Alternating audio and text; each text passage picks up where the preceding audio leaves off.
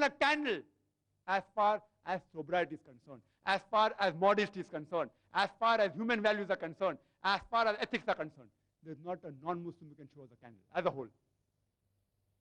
They pick up samples, black sheep, and they project as though they're exemplary.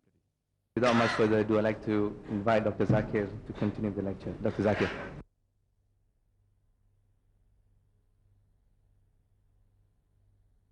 Alhamdulillah. Wassalatu wassalam. Wa rasulillah wa ala ahli wa sahbihi ajma'in.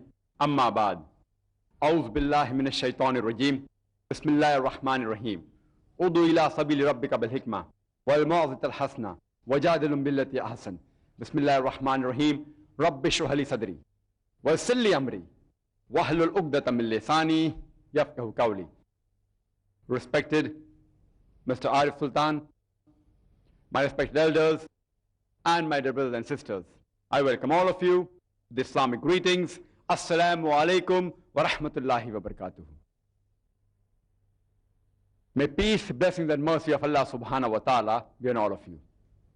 The topic of this evening's talk is Islam and its misconceptions. Islam comes from the root word salam, which means peace. It also means submitting your will to Almighty God, to Allah subhanahu wa ta'ala. So in short, Islam means peace acquired by submitting your will to Almighty God. Islam is a universal religion, and it's the duty of every Muslim to spread this religion of truth to everyone.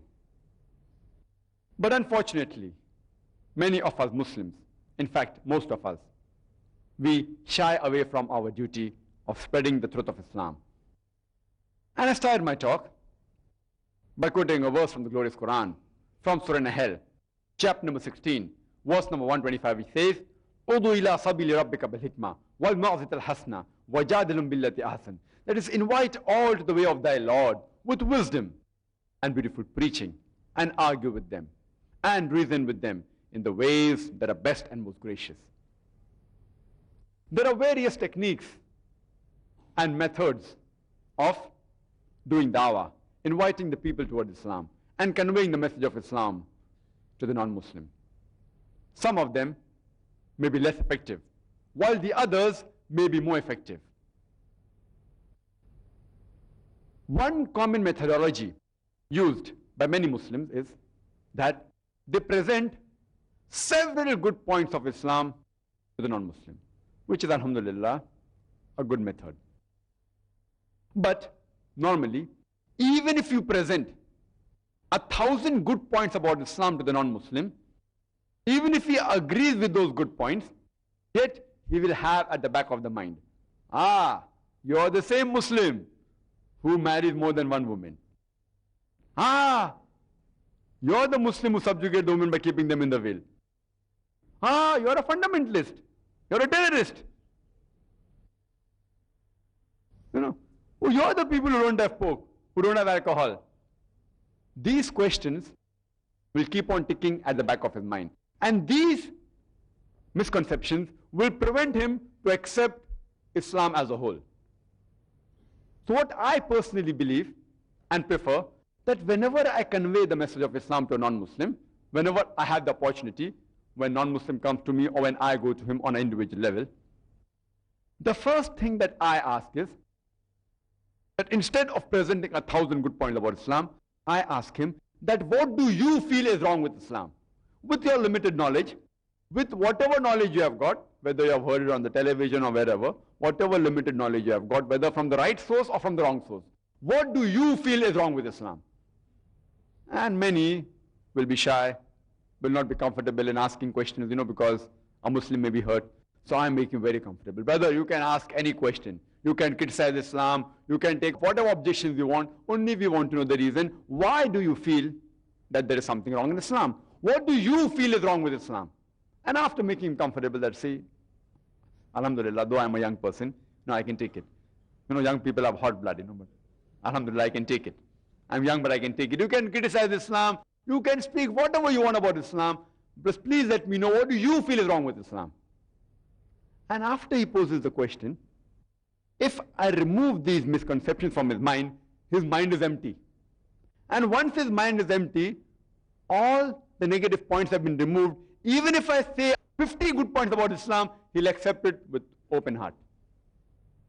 So I personally prefer, instead of speaking 1,000 good points about Islam, first remove the negative feeling which he has about Islam from his mind, and then present even a few good points about Islam. It will make miracles. And Alhamdulillah, in my past few years of experience that I have in the dawah field, say approximately past 8 years, I have analyzed that there are a set of about 20 most common questions which the non-Muslim poses about Islam. And whenever any non-Muslim asks you 4 or 5 questions about Islam, invariably these 4 or 5 questions will be part of this set of 20 common questions. You ask a non-Muslim, what do you feel is wrong with Islam? And he'll pose you 3-4 questions or 4-5 questions. Invariably, all these questions will be part of this set of 20 common questions. But natural, it's based on the Qur'an and the Sahih Hadith. But many a times Allah subhanahu wa ta'ala himself does not specify the reason why he has prohibited certain things. Certain aspects he has mentioned in the Qur'an and the Sahih Hadith, certain aspects he has not mentioned. So Alhamdulillah, whatever is there in the Qur'an and Sahih Hadith, I've given the quotation. And the remaining, Allah subhanahu wa ta'ala says, use your hikmah. Udu ila sabil rabbika bil hikmah wal ma'zit al hasna wajadilum billati ahsan. Invite all to the way of the Lord with wisdom and beautiful preaching, and argue with them and reason with them in the ways that are best and most gracious. So the remaining part of the answer, I've used human logic to explain why does Islam permit certain things, prohibit the other things, etc. But the final answer, whatever reason we use, Alhamdulillah, Allah is the person who knows everything. The final answer is Allah subhanahu wa ta'ala, Allahu alam. He is the person who has the absolute correct answer. We use help of Allah subhanahu wa ta'ala from the Quran and the Sahih Hadith and supplement it with a hikmah. But the best answer is known by Allah subhanahu wa ta'ala. These may be the most probable reason why Allah has prohibited certain things or allowed certain things. And I would request that if every Muslim memorizes the answer to these 20 common questions, even if he is not able to convince a non-Muslim to accept Islam or make him realize the full truth of Islam, at least, inshallah, he will be able to remove the animosity in the mind of the non-Muslim. At least he will be able to neutralize him. So if every Muslim memorizes the answers to this set of 20 common questions, inshallah, he will at least be able to convince 80% of the non-Muslims, 80%. And this set of 20 common questions, how have they been evolved? You know, because you see on the television, on the satellite, in the newspapers, in the magazines, the media is bombarding information about Islam on the television, on the satellite, in the newspaper, in the magazines, and the majority of the media, the international media, is controlled by the Westerners. And they project Islam in the wrong way, not in the true picture. So these misconceptions are evolved around the mind of a non-Muslim by watching television programs, by reading newspaper, and whatever information they get from this media, they think that itself is Islam. So these 20 common questions are based on what the media portrays Islam as. This set of 20 common questions, a few decades earlier, they were different. After a few decades, they may change. So this 20 common question is applicable for this particular time. And Alhamdulillah, whichever part of the world you travel, this set of 20 common questions remains the same. Alhamdulillah, by the grace of Allah subhanahu wa ta'ala, I have traveled to America, to Canada, to UK, to South Africa. Here I had come earlier, in Malaysia, in Gulf countries, Saudi Arabia, UAE. Alhamdulillah, the 20 common questions are the same. They remain the same throughout the world. As I said, they arise due to how the media portrays Islam as. There may be an additional 1 or 2 questions depending upon the culture of that area or depending upon the surrounding. For example, when I went to States, the common question was, that why does Islam prohibit interest? Which may not come in the 20 most common question, but that's common to that particular locality. Or can we have the meat of McDonald's of USA, whether halal or haram? These are additional common questions. And as Brother Arif Sultan said, even here in Singapore, there may be additional 2 or 3 questions. Depending upon the culture, like he said, the Malay person gets married, they feel that he should wear a particular dress or particular cap, otherwise the marriage doesn't take place. These are additional couple of questions depending upon the locality. But in spite of these additional questions, the 20 basic questions remain the same. And to this 20 common questions, I have added a few questions which are specifically common to the non-Muslims of India. Because Indians constitute about 1/5 of the population of the world. 20% of the world population, they are Indians. And besides that, Alhamdulillah, Indians are spread throughout the world. Wherever you will find them. Even in Singapore, many Indians. In America, in Canada, in UK, in Malaysia, wherever you will find Indians. So, invariably, and finally, these even become the common question amongst the non-Muslim throughout the world. And inshallah, I have even compiled the 20 common questions asked by non-Muslims who have some knowledge of Islam. Those who have read certain books about Islam. And when non-Muslim reads books about Islam, he normally reads books written by critics, by Orientalists, who give a negative picture of Islam. So the 20 common questions that will come in their mind will be additional. Like a few were asked yesterday, that does Darwin theory match with the Qur'an? And I gave the reply. So these additional questions, like somebody asked me yesterday after the talk, that many places the Qur'an says Iblis was an angel, one place it says a jinn, is in their contradiction, and I gave the answer. So these questions, 20 common questions, arise after reading certain literature of Islam, which have been written by non-Muslims about Islam. So we have another set of 20 common questions asked by non-Muslims who have some knowledge of Islam. And both these set of questions have additional 20 set of questions which are less common. So you have 40 common questions asked by non-Muslims, 40 common questions asked by non-Muslims who have some knowledge of Islam. And additional 20 common questions asked by Christians, that's another lot. In such way, if we master these common questions, inshallah, we will be able to do dawah very easily and with hikmah. As far as today's talk is concerned, I will only be concentrating on the 20 most common questions asked by general non-Muslims. Time doesn't permit us to deal with all the 20 questions. Inshallah, I'll try my level best. Inshallah, I'll at least cover the 10 most common questions. And in question and answer time, if people want to ask the remaining, they're most welcome. As much as possible, the time that has been allotted to me, I will try and cover as many questions as possible. Most common question asked by the non-Muslim about Islam is that why does Islam allow a Muslim man to marry more than one woman? Why is polygamy allowed in Islam? Who agrees that this is one of the most common questions? Raise your hand. Who agrees that this is one of the most common question? Most common question. Who disagrees that it is not a common question? Raise your hand. See, that's easier. So no one disagrees that it is one of the most common questions, which many of the Muslims may not know how to convince a non-Muslim. He may be convinced himself, but oneself being convinced on his own is different than convincing somebody else. The meaning of the word polygamy is that a person is allowed to have more than one spouse. That's the meaning of the word polygamy. Any person who has more than one spouse, it is called that he is doing polygamy. Polygamy is further divided into 2 parts. One is polygyny, that is, a man having more than one wife, and polyandry, that is, a woman having more than one husband.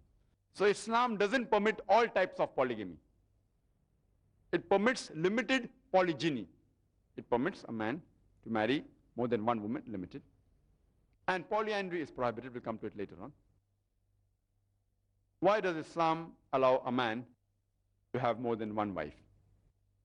Quran is the only religious scripture on the face of the earth which says marry only one. There is no other religious scripture on the face of the earth which says marry only one. You read the Bhagavad Gita, you read the Ramayana, you read the Bible. No religious scripture on the face of the earth says marry only one except the glorious Quran. If you read the Hindu scriptures, the sages, the saints, there are several wives. The father of Ram, King Dashrath, he had more than one wife. Lord Krishna, he had several wives, hundreds of them, thousands of them. If you read the Jewish scriptures, they have no upper limit how many you can marry. You can marry as many as you wish. Abraham, according to the Bible, Old Testament, peace be upon him, he had 3 wives. Solomon had 700 wives. So in the Jewish scripture, you can marry as many as you wish. It was only when the rabbi, Genshen ben Yehuda, in the 11th century, he passed a synod that the Jews should only marry one. But the scriptures say you can marry as many as you wish. And in as late as 1950, in the Sephardic community, where the Jews lived amongst the Muslims, they used to marry more than one. It's only after 1950 that they stopped marrying more than one wife. If you read the Christian Bible, you can marry as many as you wish. It is the church which a couple of centuries ago has put an upper limit, maximum one.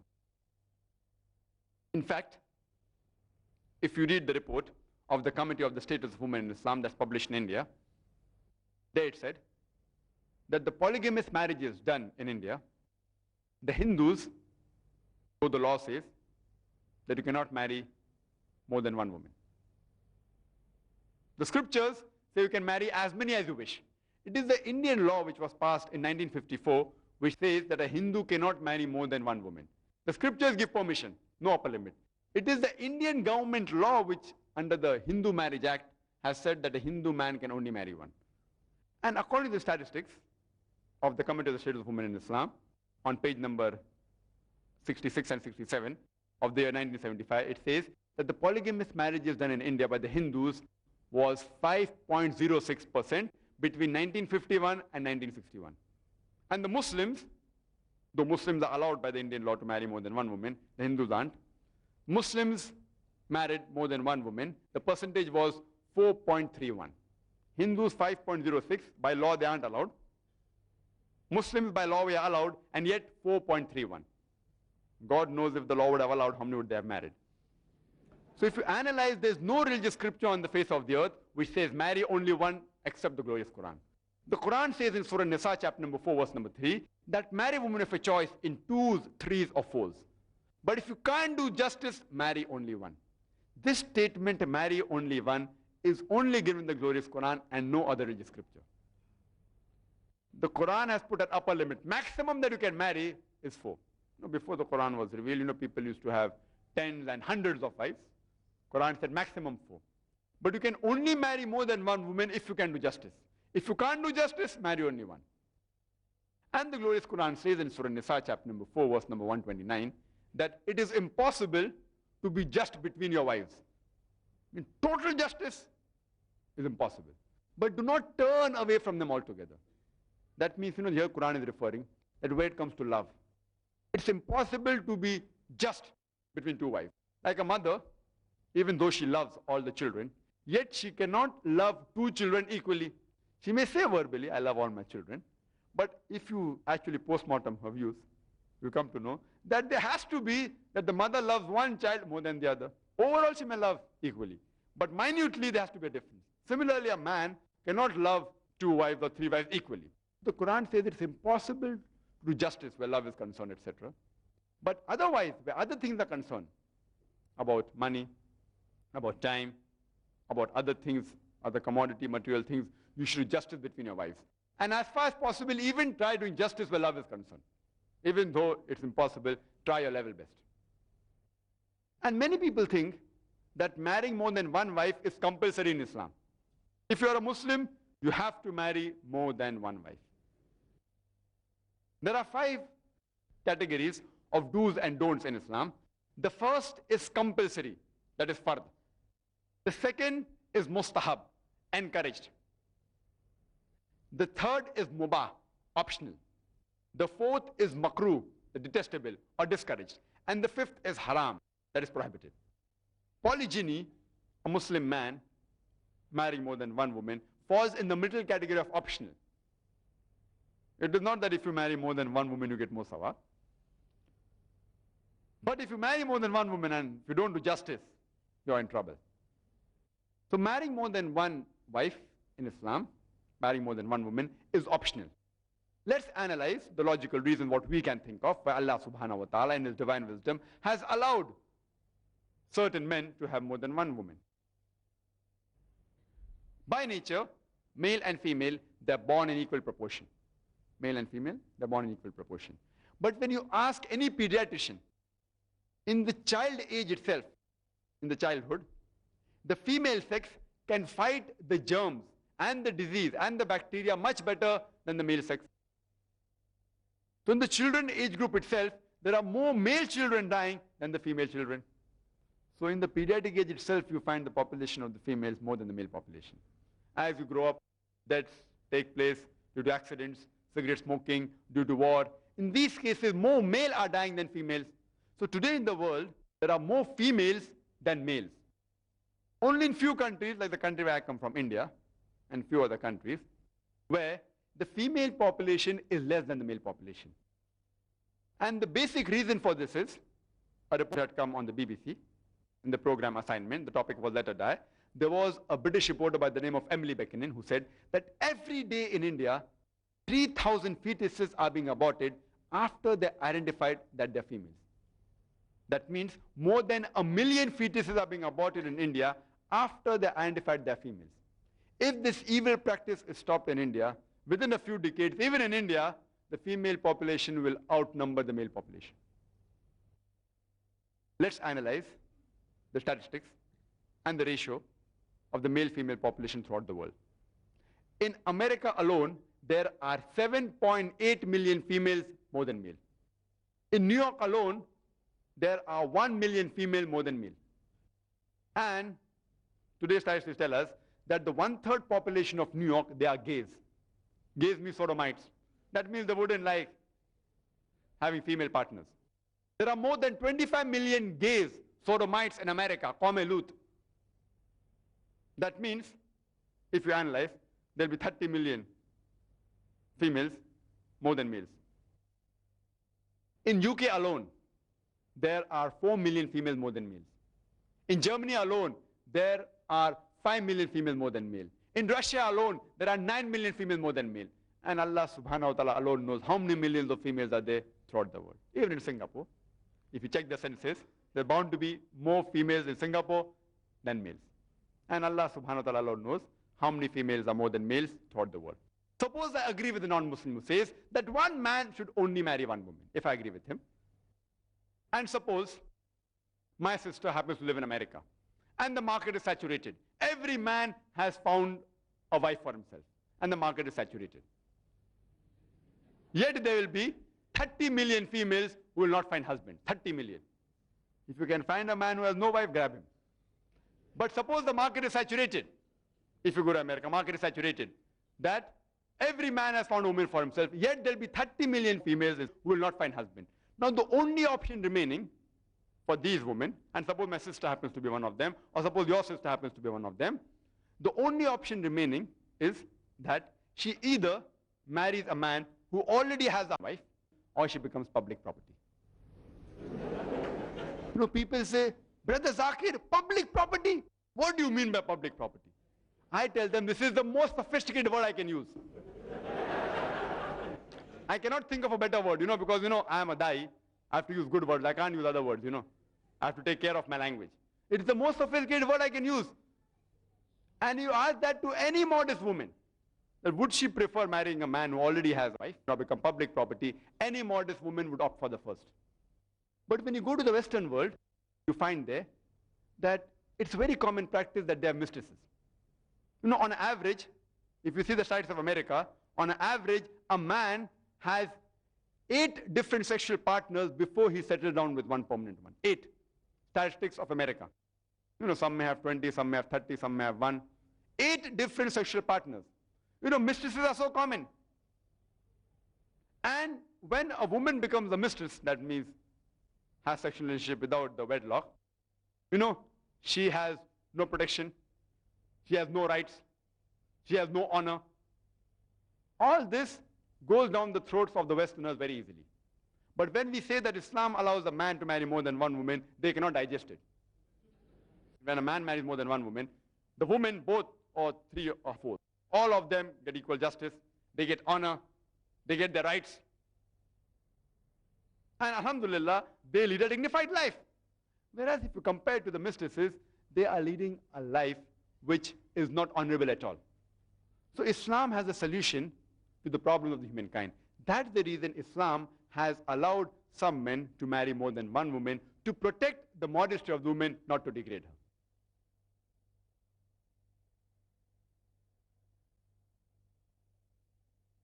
The second question that can come as a counter question by the non-Muslim is that if Islam has allowed a man to marry more than one woman, why aren't the women allowed to marry more than one man? It's a counter question. Why isn't polyandry allowed in Islam? And Quran says in Surah Nisa, chapter number 4, verse number 24, that do not marry the women who are already married. That means you cannot marry a woman who's already married. That means a woman cannot have more than one husband at a time. Because if you analyze that if a man has more than one wife, and if any children are born out of this wedlock, you can easily identify who the father is and who the mother is. It's very easy. But if a woman has more than one husband, you can easily identify the mother, but you will not be able to identify the father. And if suppose the mother goes to school to admit the child, and if the teacher asks that what is the name of the father, she may have to give two names. You know what such people are called in our society. And today psychologists tell us that if a child cannot identify the parents, the mother and father, he has mental trauma during childhood. That's the reason the children of prostitutes, they have a very bad childhood, mental trauma. So Islam lays a great deal of importance on the identification of the parents. I am aware, being a medical doctor, that today science is advanced, and by doing DNA testing and genetic testing, it's possible, many a times, to identify who is the father and the mother. But Islam is a religion for all times. This test just came recently. This test wasn't there before. And it is expensive. It's not possible for everyone to do it. It may become cheap tomorrow. But this reason that you cannot identify the parents is at least applicable till today. But this is not the only reason why Islam has not allowed a woman to have more than one husband. This is one of the reasons which was applicable till today, may not be applicable in the future. There are various other reasons. For example, by nature, man is more polygamous as compared to the woman. Third reason is that it is much more easier for a man to perform his duty biologically and physically of being the husband of multiple wives than a woman to perform her duties biologically and physically of multiple husbands. Let me explain to you that in Islam, a man and woman, they're equal. But equality does not mean identicality. They're equal, but they aren't identical. Physically, biologically, they're different. Overall, they're equal. But in certain aspects, depending upon the biological nature, depending on the physical nature, there are certain rules which are different for men, certain rules different for women, but overall they're equal. And you can refer to my cassette, Women's Rights in Islam, for more detail. Now, a woman undergoes menstrual period. There are certain hormonal changes. There are changes in a behavior, in a mental behavior. That's the reason, if you know the procedure of divorce, Islam says that during a menstrual cycle you cannot divorce, There are various reasons, etc. So before the menstrual cycle and during that, the hormonal changes, the disturbances, it's difficult for a woman, to maintain a balance. Even as being a wife of one husband, it's possible. But if she has to be a wife of multiple husbands, it will be very difficult. There are mental changes, biological changes, which is not the case in the man. Therefore, biologically and physically, it's possible for a man to be a husband of more than one wife than for a woman to be a wife of more than one husband. And there are other reasons also. Today, medical science tells us that if a woman has more than one sexual partner, means if a woman has more than one husband, and if all of these people are faithful to each other, that means they don't have any extramarital sex, yet if a woman has multiple sexual partners, there can be certain diseases, sexual transmitted diseases, diseases of the cervix, which can originate if a woman has multiple life partners, even if they're faithful to each other. This is not the case in man. And once the disease originates, it can be retransmitted to the husband. Whereas, in the case of a man, if he has multiple sexual partners, 2 or 3, and if all of them are faithful to each other, if they don't have any extramarital sex, these diseases don't originate. So these are few of the reasons which I feel that Allah subhanahu wa ta'ala in His divine wisdom has prohibited a woman to have more than one husband.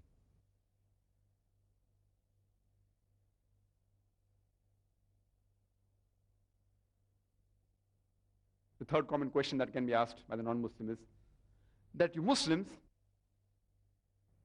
you subjugate the woman by keeping her in the veil. You know, you keep her in the hijab, in the parda, in the veil, and you subjugate her. You look down upon her by keeping in the veil. In fact, Islam is the first religion which gave rights to the woman. And Prophet Muhammad was the major benefactor who uplifted the woman. And if you analyze the history of how women were treated in the previous civilizations, for example, if you read the history of Babylonian civilization, there, if a man murdered a woman, instead of the man punished, the wife of the man was punished.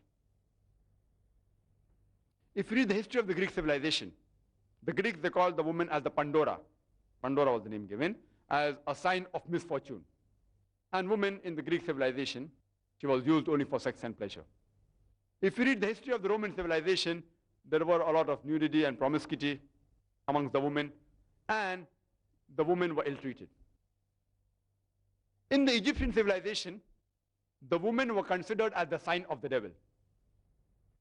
In the Arab civilization before the Qur'an was revealed, the moment a female used to be born, very often she was put to death. Alhamdulillah, after the revelation of glorious Qur'an, this evil practice had discontinued in Arabia. Islam, as I said, is the first religion which uplifted the woman. And Prophet Muhammad was the major benefactor. Now, after Islam has given equal rights to the woman, Islam says it's the duty of the woman to maintain the level of modesty. Uplifted the woman, it's their duty to maintain it. And people talk about the hijab, about the veil, you know, the hijab in Islam, etc. And always talk about the hijab of the woman, hijab of the woman. But Allah subhanahu wa ta'ala, in the glorious Quran, first speaks about the hijab for the man and then of the woman.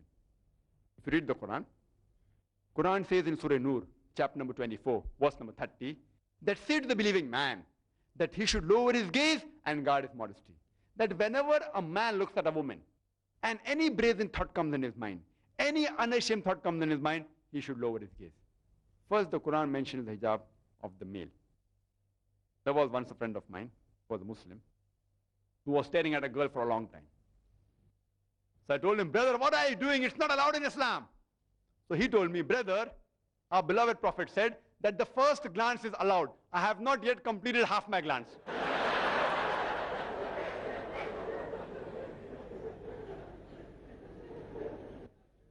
What did the Prophet mean when he said that the first glance is allowed? The Prophet didn't mean that you can look at a woman and without blinking look at her for 10 minutes and then say, you know that my glance is not complete. What the Prophet meant that if you look at a woman unintentionally, don't again look at her intentionally and stare at her with an unashamed eye. That doesn't mean you can look at a woman and feast at her for a long time. That's what the Prophet meant. Intentionally don't look at her. Again, don't feast on her beauty, etc. The next verse of the glorious Quran, Surah Nur, chapter 24, verse number 31, speaks about the hijab for the woman.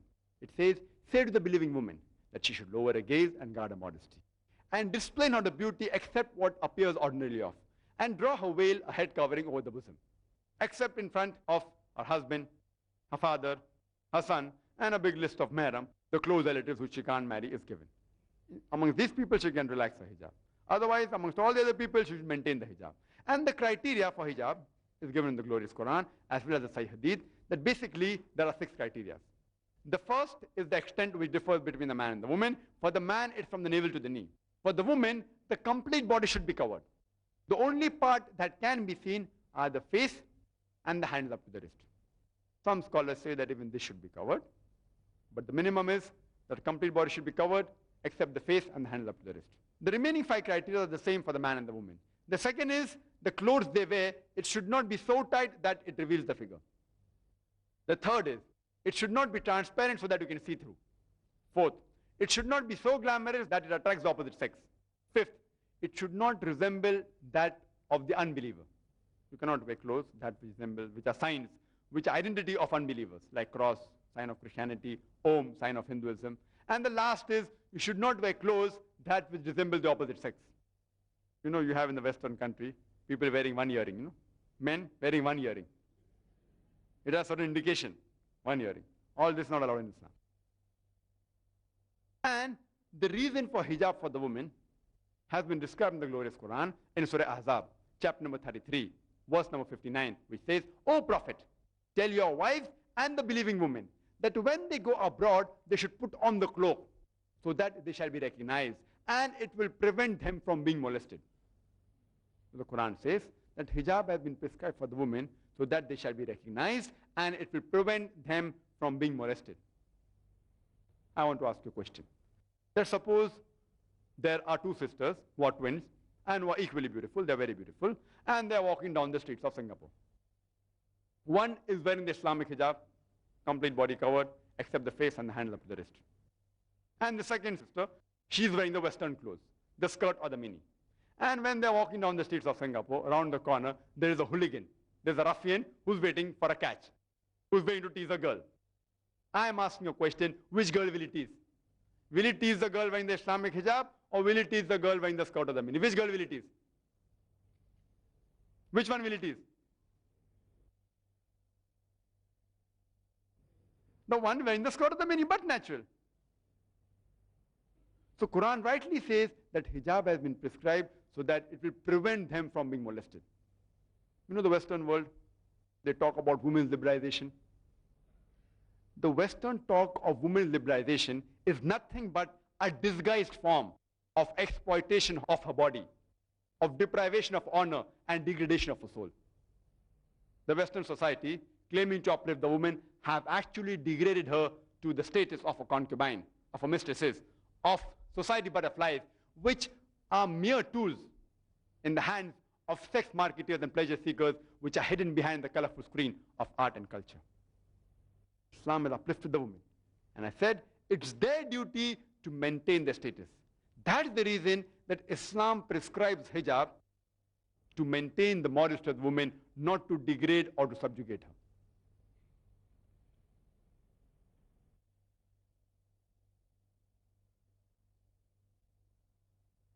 The other common question asked by the non-Muslim is, I have placed it number 4, is that when Islam is a religion of peace, how come it was spread by the sword? Islam is a religion of peace, then how come it was spread by the sword? Islam comes from the root word salam, as I mentioned, which means peace. It also means submitting your will to Allah subhanahu wa ta'ala, to Almighty God. In short, Islam means peace acquired by submitting your will to Allah subhanahu wa ta'ala. Islam is a religion which wants to spread peace throughout the world. But there are some people, some human beings, who do not want peace to prevail in the world for their own benefits. So that they can have certain benefits for their own material desires. And we know there are such people. To prevent such people, you may even have to use force. That's the reason that the police many a times uses force on the criminals to spread peace. So sometimes you may have to use force to let peace prevail in the world. Similarly, Islam is a religion of peace, but sometimes it says that when there are some people who prevent the spreading of the peace, you can use force to put them in their place so that the peace can prevail in the world. The best reply to this question posed by non-Muslims, that Islam was spread by is given by a very famous historian by the name of Delesse O'Leary in the book Islam at the Crossroad on page number 8. And he says that history makes it clear that the legend of fanatical Muslims sweeping across the world, forcing Islam at the point of the sword over conquered races, is the most fantastically absurd myth that historians have ever repeated. You know, we Muslims, we ruled Spain for about 800 years. We didn't use the sword. Later on, the Crusaders came and they wiped out the Muslims. There was not a single Muslim who could openly give the adhan. We didn't use the sword. We Muslims, Alhamdulillah, we were the masters of Arabia for the past 1400 years. The Arabs, they're ruling Arabia for the past 1400 years. For a few years the Britishers came, for a few years the French came, but overall we were ruling Arabia and still, Alhamdulillah, ruling for the past 1400 years. And do you know today there are 14 million Arabs who are Coptic Christians. Coptic Christian means they're Christians since birth, since generations. The fathers, the forefathers are Christian. 14 million Coptic Christians you have today who are Arabs. If the Muslims wanted, we could have converted each and every Arab at the point of the sword. These 14 million Coptic Christians who are Arabs, they are bearing witness that Islam wasn't spread by the sword. India, the country where I come from, do you know that we Muslims, we ruled India for 1,000 years. If we wanted, we could have converted each and every non-Muslim at the point of the sword. But we didn't do it. You know, today, there are more than 80% Indians who are non-Muslims. These 80% non-Muslims Indian, they are giving shahada. They are bearing witness that Islam wasn't spread by the sword. Today, the country which has the maximum population of Muslims is Indonesia. I am asking you the question, which Muslim army went to Indonesia? Which Muslim army went to Malaysia? Which Muslim army went to the east coast of Africa? Which sword? Thomas Carlyle, who's a famous historian, he gives the reply. Sword, indeed it is the sword. You have to get the sword. Every new opinion initially originates in the mind of one. One man against the whole world. In one man's mind it dwells alone. It will do little good that he takes the sword and tries to spread it. You have to get your sword. Which sword is talking about? Even if we had the metal sword, we could not use it. Because the Qur'an says in Surah Baqarah chapter number 2 verse number 256, La ikraha fid deen, there is no compulsion in religion. Truth stands out clear from error. You have to present the truth to them. You cannot force anyone to convert at the point of the sword or the point of the gun. You have to present the truth. If they accept it, Alhamdulillah. If they don't accept it, no problem. The sword which Thomas Carlyle is talking about is the sword of the intellect. As the glorious Quran says in Surah Nahl, chapter number 16, verse number 125, Udu ila sabili rabbika bil hikmah, wal mawzit al hasna, wajadilum billati ahsan. That is, invite all to the way of thy Lord with wisdom and beautiful preaching, and argue with them, and reason with them in the ways that are best and most gracious. It is the sword of wisdom, sword of hikmah, sword of intellect. There was an article which came in the Plain Truth magazine. It was a reproduction of an article which came in the Reader Digest Almanac, yearbook 1986, and it gave the statistics of the increase of the major world religion between 1934 to 1984. In the span of 50 years, it gave the increase of the major world religion. Number one was Islam, 235%. Christianity, only 47%. I am asking the question, which war took place between 1934 and 1984 which converted millions of people to Islam? Which war? Which war? Today, the fastest growing religion in America is Islam. The fastest growing religion in Europe is Islam. I am asking you, which sword is asking these Westerners to revert to Islam? Which sword? Who is forcing them today?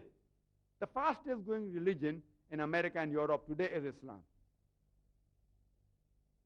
Dr. Adam Pearson says, he gives a very good reply, that people who worry that one day nuclear weaponry will fall in the hands of the Arabs, they fail to realize that the Islamic bomb has already been dropped.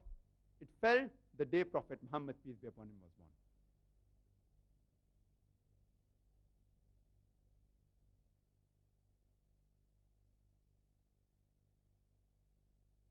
The fifth common question that can be posed is, you Muslims, you all are fundamentalists. You all are terrorists. All you Muslims are fundamentalists and terrorists. How do you reply to such a question posed by a non-Muslim? What is the meaning of the word fundamentalist? A fundamentalist is a person who follows the fundamentals.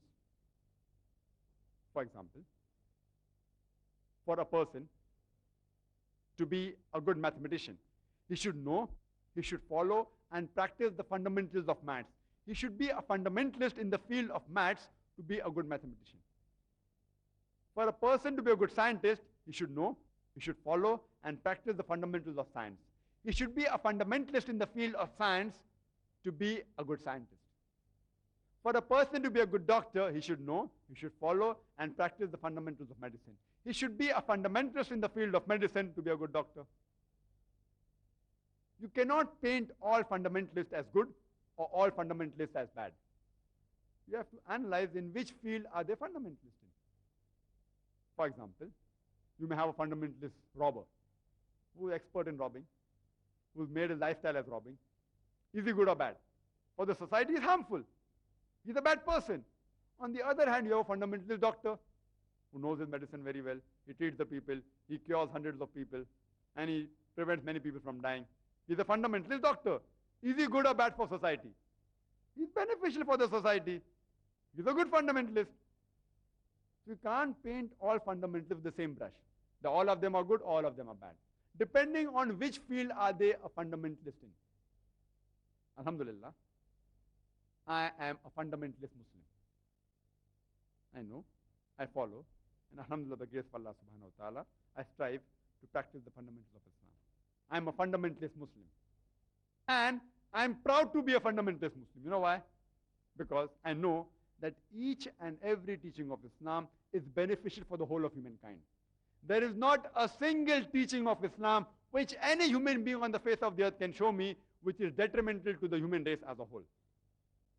Some people may think, this teaching is not good because of the misconception of Islam. They may think, this particular aspect of Islam not to have spoke. Oh, it's not correct. Because they don't have in-depth knowledge. But anyone who's unbiased and has correct knowledge cannot show me a single teaching of Islam which is against humanity. Therefore, Alhamdulillah, I am a fundamentalist Muslim and I am proud to be a fundamentalist Muslim. And every Muslim, to be a good Muslim, he should be a fundamentalist. Then only will be a good Muslim. The moment anyone says you're a fundamentalist Muslim, no, we aren't fundamentalists. What do you want? You have to be a fundamentalist. If you're not a fundamentalist Muslim, you're not a Muslim at all. That means you're a pseudo-Muslim. Many people, they're apologetic. Anyone attacks you, you go on the defense. No, I'm not a fundamentalist. No, those other people, I'm not. I'm a good Muslim. How can you be a good Muslim and not a fundamentalist? You have to be a fundamentalist to be a good Muslim. Fundamentalist in the field of Islam. Now, when you look up the meaning of the word fundamentalism in the Webster's dictionary, it will tell you that fundamentalism was a movement which started in the early part of the 20th century by a group of Protestant Christians who protested that people first said that the teachings of the Bible is the word of God. But these people protested, not only are the teachings, but every letter, every word of the Bible is verbatim the word of God. So fundamentalism was a word used first time to describe the movement started by a group of Protestant American Christians who said that every word in the Bible is the word of God. If anyone can prove that the Bible is God's word, it's a good movement. But on the other hand, if anyone can prove that Bible is not the word of God, it's not a good movement. But when you look up the meaning of the word fundamentalist, in the Oxford Dictionary, it says that fundamentalist is a person who strictly adheres to ancient teachings or doctrine, especially Islam.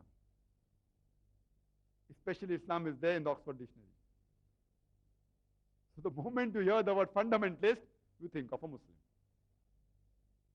The moment you hear the word fundamentalist, immediately at the back of your mind, because I've read the Oxford Dictionary, it has to be a Muslim.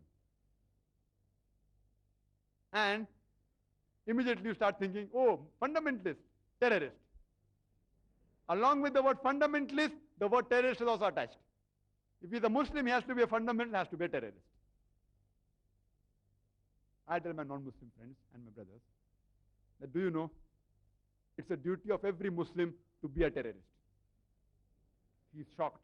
What is Zakir saying? That every Muslim should be a terrorist. Now I try and explain to him. What's the meaning of the word terrorist? A terrorist is a person who causes terror. You know the policeman?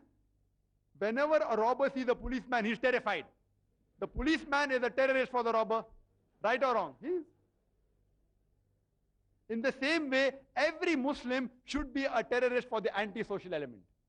Whenever any anti-social element looks at a Muslim, if he's a Muslim, he should be terrified. Any rapist, any robber, any thief, when he looks at a Muslim, he should be terrified. This Muslim, no, they will put me behind bars. So every Muslim should be a terrorist for the anti-social element. I am aware that the word terrorist is more commonly used for causing terror to the innocent people. In that context, no Muslim should ever be a terrorist. He should not at all terrify any innocent person. He should be a selective terrorist. Terrorist only to the anti-social element. Many a times, the activity of one particular individual is given two different labels. Same person, same activity, but two different labels given by two different groups of people. So let me give you an example. You know, India, previously, it was being ruled by the British government. They came for doing business, but they started ruling India for a couple of centuries. There were many Indians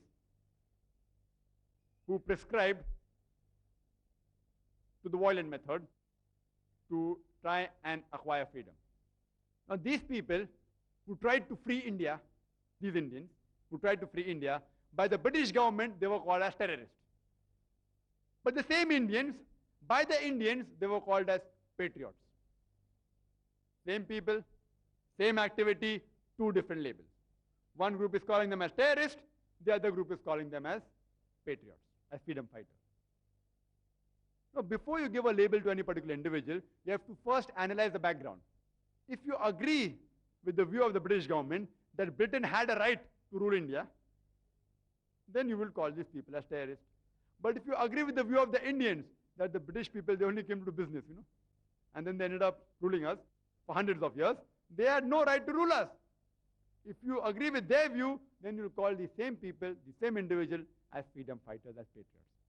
Same people, same activity, two different labels. Therefore, before you label anyone, try and analyze the background. And then give your view. So in this context, in the correct context, every Muslim should be a fundamentalist Muslim and should be a terrorist to the anti-social elements.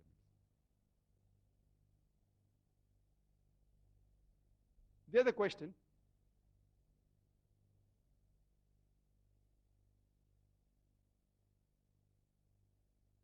the fifth common question that can be asked is that you Muslims, you all are ruthless people. You all are merciless people. You all have non-veg. You all kill animals. You should be vegetarian. Why do you have non-veg? Killing the animals, poor living creatures, killing them. You all are ruthless people. And this question is more often posed by Indians, which Alhamdulillah now you find them throughout the world. There are many non-Muslim Indians who are pure vegetarian and they say that, why are all Muslims so ruthless? Why do you all kill the animals, etc.? I would like to mention that a Muslim can be a very good Muslim even by being a pure vegetarian. He can be. If he wants to be a good Muslim, he can be a good Muslim even by being a pure vegetarian. But the question is, when Allah subhanahu wa ta'ala has given us permission to have non-veg, why should we not have non-veg? That's the basic question. Allah says in the glorious Qur'an in Surah Ma'idah, chapter number 5, verse number 1, Ya ayyuhalladhina amanu, O you who believe, lawful for you are all four-footed animal with the exception named. Quran says in Surah Nahl, chapter number 16, verse number 5, that Allah has created for you cattle, and from it you derive warmth, and in it are various benefits, and of the meat you can eat. Quran says in Surah Mu'minun, chapter 23, verse number 21, that verily in the cattle is a lesson for you. We give you to drink from what is within the body, and from it you derive various benefits, and of the meat you can eat. When Allah subhanahu wa ta'ala has given us permission to have non-veg, why should we not have non-veg? And if you analyze that meat, it's rich in protein, it's rich in iron, it's rich in vitamin B1, it's rich in niacin, it's nutritious. In fact, in the vegetables, you will not find a good quality protein at all in the vegetables. And if you analyze the set of teeth of the herbivorous animal, the cow, the goat, the sheep, if you look at the set of teeth, they have a flat set of teeth. If you analyze the set of teeth of the carnivorous animal, the tiger, the leopard, the lion, they have got pointed teeth. They have canine teeth. If you go in the mirror and look at our set of teeth, the human beings, we have pointed teeth as well as flat teeth. If Almighty God wanted us to have only vegetables, why did He give us this pointed teeth? For what? To have non-veg. If He wanted us to have only vegetables, He would have given a flat set of teeth. We look in the mirror every time, but we don't realize that. Allah has shown us signs. And if you analyze the digestive system of the herbivorous animal, the cow, the goat, the sheep, they can only digest vegetables. They cannot digest non-veg. The digestive system of the carnivorous animal, the lion, the tiger, the leopard, they can only digest non-veg, they cannot digest vegetables. But the digestive system of the human beings can digest veg as well as non-veg. If Allah subhanahu wa ta'ala, Almighty God, wanted us to have only vegetables, why did He give us a digestive system which can digest both veg as well as non-veg? But natural to have it. If you analyze many Hindus who say that we are pure vegetarian, if you read their scriptures, it's mentioned in the scriptures that their sages, their saints, they had non-veg. And if you read the Ayodhya Khandam, chapter number 20, chapter 26, as well as chapter number 94, it says that when Ram was sent for Banvas, he told his mother that I will have to sacrifice my tasty meat dishes. When Ram said that he will have to sacrifice his tasty meat dishes, that means he had meat. So when Ram can have meat, why can't you have meat? Many people may not know the finer details of Ramayana, but they know the broad outline. And surely they know the story that when Ram was sent for Banvas, along with him went his wife Sita. And one day Sita asked Ram to kill the buck, the deer. The question I want to pose them is that why did Sita ask Ram to kill the buck? Why? Why did Sita ask Ram to kill the deer? There may be some Hindus who will say that Sita wanted a pet. I asked them, what will Sita do with a dead pet? If she wants a pet, it should be a live pet. The only reason that Sita told Ram to kill the buck was to have its meat. When Ram and Sita can have meat, why can't you and I have meat? So if you analyze the Hindu scriptures, do give permission for a person to have non-veg, but later on, because of the influence of the other religions, like Jainism, etc., to prevent people from adopting their way of life, they started adopting vegetarianism. And when you ask these people who believe in pure vegetarianism, that why don't you have non-veg? So they say that, see, eating non-veg is a sin. You ask them why? See, because killing living creatures is a crime. By having non-veg, you are killing animals, you are killing living creatures. So I tell them, Alhamdulillah. If a person can survive in this world without killing living creatures, I would be the first one to follow it. You know, because what they say about plants, today science tells us that even plants are living creatures. Previously, they did not know about that. Previously, they thought that plants weren't living creatures. Even plants have got life. So the logic has changed. The logic has changed. And even when you breathe in germs, which are living organisms. You cannot survive for 5 minutes without killing living organisms. So now the logic has changed. See, plants are living creatures, but the plants, they can't feel pain. Therefore, killing a plant is a lesser crime as compared to killing an animal. Very good logic. The plants can't feel pain. Today, science tells us that the plants can even feel pain. They can even cry. They can even feel happy. Do you know that? But the cry of the plant cannot be heard by the human ear, because the human ear can only hear between frequency of 20 cycles per second to 20,000 cycles per second. Anything below or above this, the human ear can't hear. Have you heard of the silent dog whistle? The master whistles and the dog comes running, but the human beings can't hear. Because the dog can hear up to 40,000 cycles per second. So the whistle that the master blows is between 20,000 cycles per second to 40,000 cycles per second. The human beings can't hear, but the dog hears and comes running to the master. There was a farmer in America who converted the cry of the plants to the human audible level. And you could immediately come to know when did the plant cry, if it had any problems, it required water. So even the today's science say that the plants can even feel pain, they can even cry, but you cannot hear their pain. And there was a non-Muslim who had a maximum argument with me. And he told me that, see, Brother Zakir, I agree with you that in the plants, they have got life, they can feel pain. But in the plants have got only 3 senses. The animals have got 5 senses. Therefore, killing an animal is a greater crime. So I told him, okay, for sake of argument, I agree with you. For sake of argument, I agree with you. The plants have got 3 senses, animal have got 5 senses. So I asked him, my dear brother, suppose you have a younger brother who's born deaf and dumb. Can't hear, can't speak, 2 senses less. After he grows up, there's a man who comes and kills him. So will you go and tell the judge, oh me Lord, give the murderer less punishment because my brother had 2 senses less? Will you go and tell like that? In fact, you will go and tell the judge, me Lord, give this criminal a bigger punishment because he has killed a masoom. He has killed an innocent person who couldn't even fight back. So Islamic logic doesn't work like that, 2 senses or 3 senses or 5 senses. Allah says in the glorious Qur'an, in Surah Baqarah chapter number 2, verse number 168, that eat of the good things that we have provided you. What is good, you can have.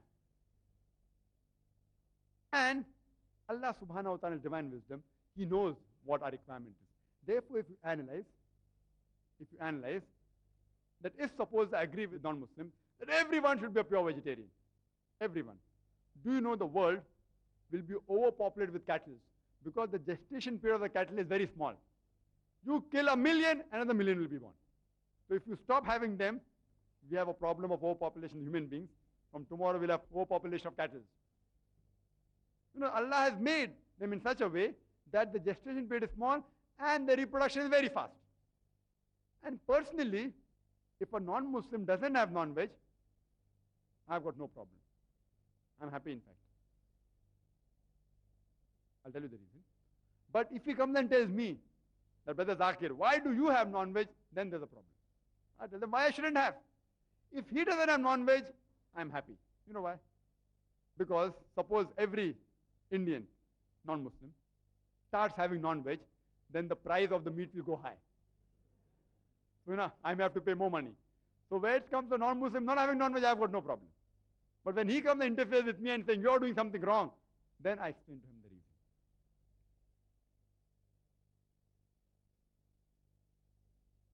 Then there may be some non-Muslims, question number 7, that you know what you eat has an effect on your behavior. Whatever you eat, today science tells us, whatever you eat has an effect on your behavior. You Muslims, you eat animals and you behave like animals. Muslims are violent and ruthless, you know. And today's science says that what you eat has an effect on your behavior. You all are ruthless people. I tell to these non-Muslim brothers, I agree with you, brother. I agree with you that whatever you eat has an effect on your behavior. Science has said that and I agree with it. That's the reason we Muslims, we are not allowed to have carnivorous animal. We are only allowed to have herbivorous animal like cow, goat, sheep, you know, which are peaceful animal, docile animal, and we are peace-loving people. We aren't allowed to have tiger, leopard, you know, who are ferocious and violent. We only have peaceful animals. And the glorious Quran says that you have to follow the command of the beloved Prophet. It's mentioned for Araf chapter number 7, verse number 157, that the messenger commands you that which is just and forbids you that which is evil. The Prophet allows you that which is good for you and prohibits you that which is impure for you. It's again repeated in Surah Al-Hashr, chapter 59, verse number 7, that take what the Prophet assigns to you and abstain from that which he denies you. And there are several Sahih Hadith in Sahih Muslim, in Sahih Bukhari, in which the Prophet has clearly mentioned that you should not have carnivorous animals. And he gives a list of prohibited food. The first is the carnivorous animal, which have got canine teeth, you know, like cat, dog, hyena, leopard, lion, etc. You can't have certain rodents like rat, mice, rabbits with claws. You can't have certain reptiles like poisonous snakes, alligators, etc. You can't have birds of prey which have got talons and claws like vultures, owls, eagles. All these category is prohibited for the Muslim. So what the Prophet says, we believe. Atiullah wa atiur Rasul. Therefore, we are only allowed to have herbivorous animals, the cattle, which are peace-loving.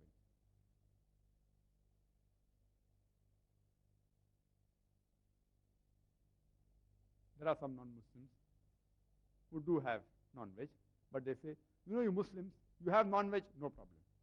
But why do you kill the animal in such a ruthless manner? You know, kill him with mercy. You all torture him to death, you kill the animal, writhers and kicks and bleeds to death. You all are merciless people, you Muslims.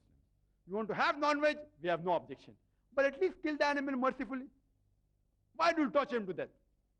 Once there was an argument going on between a Muslim and a Sikh. You know, Sikh is a person from India who has a turban. They were having an argument, same argument. You Muslims all are ruthless people, you all torture the animal, etc. So our Muslim brother, he used his hikmah, and he said that we Muslims, you know, we do zabiha. You know why? You all Sikhs, you all are coward people, you all attack from behind. We Muslims, we are brave. Marat ka bacha, we attack from the front. No, because the Sikhs, when they slaughter the animal, they give jhatka, fat, one shot and animal dies. So the Muslims are all cow attacking from behind. We are mard ka bacha, we attack from the front. Anyway, this is not the reason why we do zabiha. This was just a joke. This is just a joke which has taken place really. But this is not the reason why we do zabiha. The reason why we Muslims do zabiha, and zabiha has been derived from zaka or taskiya, meaning to purify, to grow. And there are various rules and regulations of zabiha. You can give a talk only on the rules and regulations. But the major ones are that, you know, that the knife should be sharp, it should be a swift cut. And there are many that you should give water to the animal before slaughtering it. You should not slaughter one animal in front of the other, various. But the main scientific reason is that you also cut the throat and the windpipe and the vessels of the neck, the jugular vein and the carotid arteries. When you do zabiha, you cut the throat, windpipe and the vessels of neck without damaging the spinal cord. Because if the spinal cord is damaged, the nerve going to the heart may get severed, may get cut. There may be cardiac arrest. The blood will stagnate in the body. So when we do zabiya, we cut the windpipe, throat and vessels of neck, and the heart is yet pumping. The animal doesn't die immediately. And most of the blood flows out. The reason why we let the blood flow out of the body is because today we have come to know that blood is a good media of germ and bacteria and toxins. We are hygienic people. We let majority of the blood flow out of the body. If we have along with the meat, the blood, it contains germs, bacteria, toxins. And if we slaughter give one jhatka, the blood remains, which is not good for health. And besides that, meat which is slaughtered by zabiha method remains fresh for longer time because of lack of blood, as compared to meat slaughtered by jhatka or by stunning method. And Alhamdulillah, you know, last time I come to Singapore, I was very happy that the McDonald's, you know, halal, Pizza Hut, halal, Alhamdulillah. Alhamdulillah, you know. There are problems in the Western world, you know. You can't have the meat from these people. Alhamdulillah, I was very happy. And hardly 15 to 18% Muslims, Alhamdulillah. That's very good. Even the non-Muslim have realized that that's the most scientific method. If you compare which is more merciful, the stunning method or the zabiha method? Scientific research tells us today that the zabiha method is more merciful. You know why? Because when you do zabiha, the blood supply going to the nerve, which is responsible for feeling the pain, is stopped. So the animal does not feel pain. The animal kicks and writhers because of lack of blood. When the blood flows out of the body, the animal kicks and writhers. When there's less blood in the arm, the muscles will contract and relax. The legs will start contracting and relaxing. So the animal kicks and writhers not due to pain, due to lack of blood in that part of the body, due to gush or flow of blood. The animal does not feel pain. It dies a merciful death. As compared to stunning, many a time when the first shot is given, the animal doesn't die, and the animal actually later on dies after a long time with crucial pain. So even scientifically, the zabiha method is much more merciful as compared to the stunning method.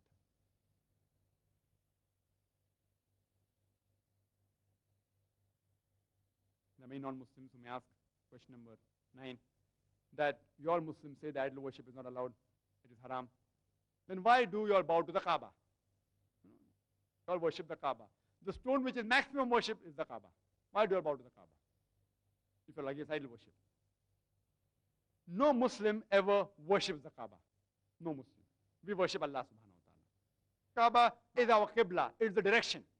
It is the Qibla. Direction in which we pray. Because we Muslims believe in unity. And if suppose we offer salah in this hall, some may say let's pray towards the north, some may say let's face south, some may say east. Which direction will we face? So for unity, every Muslim faces towards the If you are living on the north side of Kaaba, you face towards the south. If you are living on west of Kaaba, you face towards the east. If you are living on the east of Kaaba, you face towards the west. Whichever part of the world you are, you face towards the Kaaba. That's the Qibla. And the first people who drew the map, the geography map, were the Muslims. You know, they had the south pole on the top and north pole down at the bottom. And Alhamdulillah, Kaaba was in the center. Wherever you want to pray, face towards the center of the earth. The Westerners came and they turned the map upside down. North pole on top, south pole down. But yet, Alhamdulillah, Kaaba is yet in the center. Kaaba is our Qibla. And when we go for Hajj and Umrah, when we do tawaf around the Kaaba, we circumambulate around the Kaaba. The reason we circumambulate around the Kaaba is to testify, as we know, that every circle has got only one center. A circle cannot have two centers. So we circumambulate around the Kaaba to testify that there is only one Allah subhanahu wa ta'ala. There is only one God. And the best answer was given by the second Caliph of Islam, Hazrat Umar, may Allah be pleased with him, which is mentioned in Sahih Bukhari, volume number 2, in the book of Hajj, chapter number 56, hadith number 675. Hazrat Umar, may Allah be pleased with him, said that I am kissing this black stone. Kissing this black stone because my Prophet kissed it. Otherwise, this black stone can neither benefit me, neither can cause me harm. Hazrat Umar, may Allah be pleased with him, said, this black stone can neither benefit me, can neither cause me harm. I am only touching and kissing it because my beloved Prophet did it. This statement of the second Khalifa of Islam, Hazrat Umar, may Allah be pleased with him, is sufficient to prove that we Muslims don't worship the Kaaba. And another point that can be told to the non-Muslim is that during the time of the Prophet, the Sahabas used to stand on the Kaaba and give the azan. I am asking you, which idol worshipper will ever stand on the idol which he worships? Any idol worshipper will stand on the idol he worships? Never. So this is sufficient proof that we Muslims don't worship the Kaaba.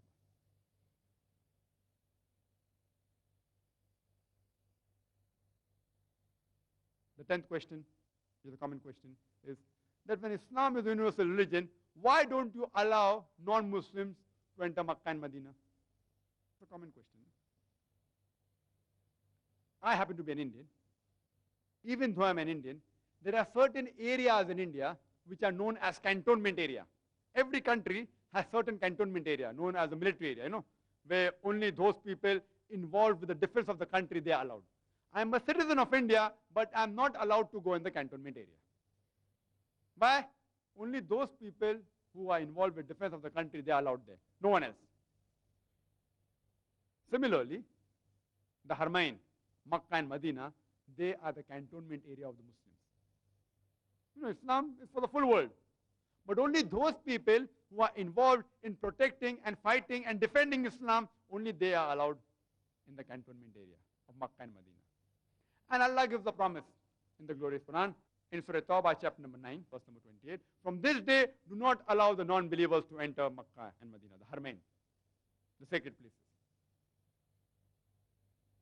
And furthermore, whenever you visit any country, you require a visa. Any country you want to go, you have to apply for a visa. Without visa, you cannot enter. And USA is a country which is the most difficult to get a visa, especially for third world country people. And when you apply for the visa, they ask you several questions. Question number 1, 2, 3, you have to reply. And then judging on that, they will either refuse your visa or grant you visa. When I came to Singapore, I had to apply for a visa. Last moment, visa, the formalities. Last time when I had come 2 years back, when I filled the immigration form, this time I didn't fill, I don't know what's the new form. But last time when I came to Singapore, I filled the immigration form, it mentioned death to drug traffickers. Death to drug traffickers. I cannot say, oh, death penalty, barbaric law. If I don't believe in it, I don't enter Singapore. If I want to enter Singapore, I have to agree with the law. That if I'm carrying drugs, I'll be put to death. I can't say, oh, drug penalty, very barbaric law, I don't agree. Don't agree, don't come. See, there are visa formalities. You have to agree. If you want to enter Singapore, if you're carrying drugs, you will be put to death. You can't argue. The visa requirement. Similarly, for entering Makkah and Medina, you require a visa.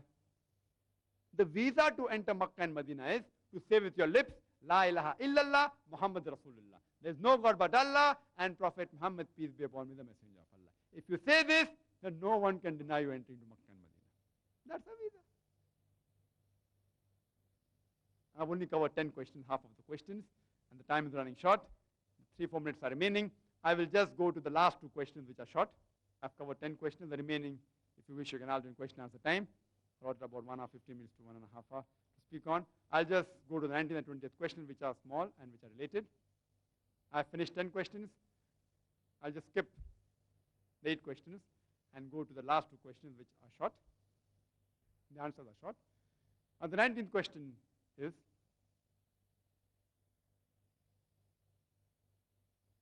that, Islam is such a beautiful religion. You spoke so good things about Islam. But the Muslims, they are dishonest. They cheat and they do illegal activities.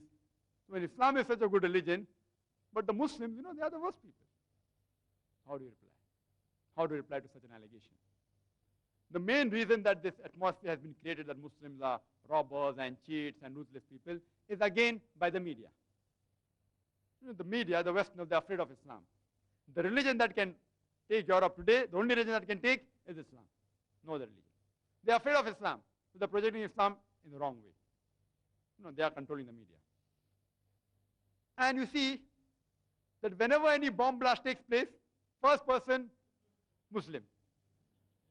With the Oklahoma bomb blast which took place, Middle East conspiracy. Later on they came to know it was an American soldier. But the news of Muslims as fundamentalist terrorists will come on front page, and when it's proved wrong, it comes inside, They make a big, it has to be a Muslim, has to be a Muslim. For weeks together, when they find the real culprit, only one day it will come in small news, that, okay, it wasn't a Muslim. When in India, suppose, a Muslim, if he marries a 15-year-old girl, a 50-year-old man marries a 15-year-old girl, it comes the head page, headline, front page. 50-year-old man marrying a 15-year-old girl with permission. Comes in front page. He's taking permission of the girl, of the parents, but front page. When a non-Muslim 50-year-old man rapes a 6-year-old girl, it comes in news briefs. News briefs in inside pages, Small, only one paragraph. A 50-year-old man raped a 6-year-old girl. This is controlled by the media. The media projects Islam in the wrong way. I am aware that there are black sheep in the community. Every community has a black sheep. Even in a Muslim, Alhamdulillah, I do know that there are black sheep in the community. I do know that there are Muslims who are dishonest. I do know there are Muslims who cheat. I do know Muslims who can drink the non-Muslim under the table. They can have alcohol much more. They can have more number of pegs, more number of bottles than non-Muslims. I'm aware of that. But the media picks up these Muslim black sheep and projects them as exemplary Muslims. They pick up a black sheep and say all Muslims are like that. See, if Hitler insinuated 6 million Jews, can I blame Christianity for that? Can I? Hitler insinuated 6 million Jews. Can I say Christianity did that? No. So the media picks up these black sheep and projects them as exemplary Muslims. If you analyze as a whole, Muslims as a whole in the world, we are the biggest community of teetotalers which don't imbibe alcohol. Do you know that?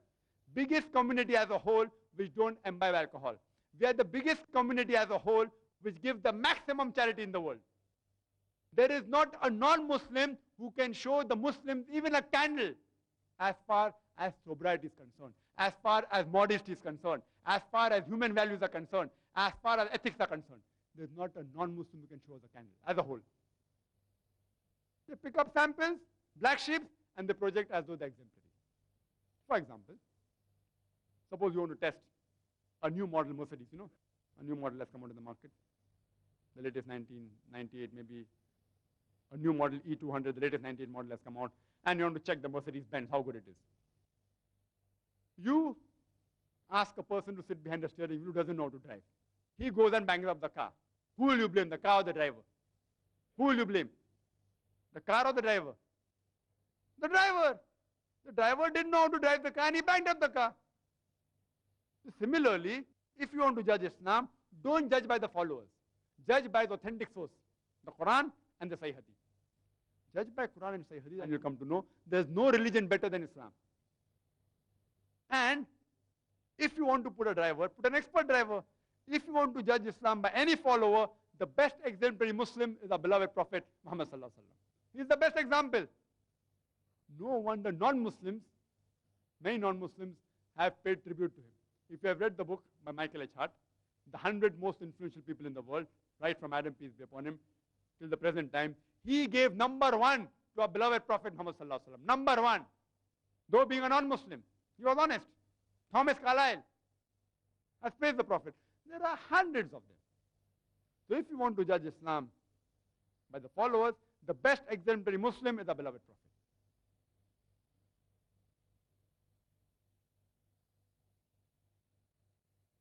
And the last question, the answer of which is short, that many non-Muslims say that why do you Muslims abuse us by calling kafir? Why do you abuse us by calling us kafir? And the answer is very short. That kafir comes from the root word kufr, which means to reject, to conceal. In the Islamic perspective, kafir means a person who rejects the truth of Islam. The Arabic word kafir means one who rejects the truth of Islam. If you want to translate to English, it means non-Muslim. So when non-Muslim says that why do you abuse us by calling us kafir, I'm saying kafir is the Arabic translation of non-Muslim. If you really feel bad and you feel that I should not call you a kafir, all you have to do is accept Islam. And I'll stop calling you a kafir. These were 12 of the 20 most common questions. I'll just briefly mention the remaining 8 questions which I didn't touch due to shortage of time. I know the time is up for my talk. I'll just briefly mention the 8 questions which I have not covered, the most 20 common questions. Otherwise, I have a list of more questions. The question I didn't cover up is that why do Muslims don't have pork? Why is pork prohibited in Islam? Why is the consumption of alcohol prohibited in Islam? That's question number 11th and 12th. Question number 13th is that why are 2 women witnesses equal to 1 witness of man? Question number 14 is that when Islam believes in equality, why does the woman inherit half the share of the male counterpart? Number 15, can you prove the existence of Allah subhanahu wa ta'ala? Can you prove the existence of Almighty God? Number 16 is, can you prove that there is life after death? Number 17 is that Islam talks about unity, but there are so many sects in Islam. You are divided amongst yourselves. And the 18th one is that all the religion basically speak about good things. Then why follow only Islam? You can follow any religion. These were the 8 questions which time didn't permit me to cover up. Inshallah, if you have any other question, you're most welcome to ask. If anyone wants to know the answer to these questions, also they're most welcome to come on the mic and ask the question.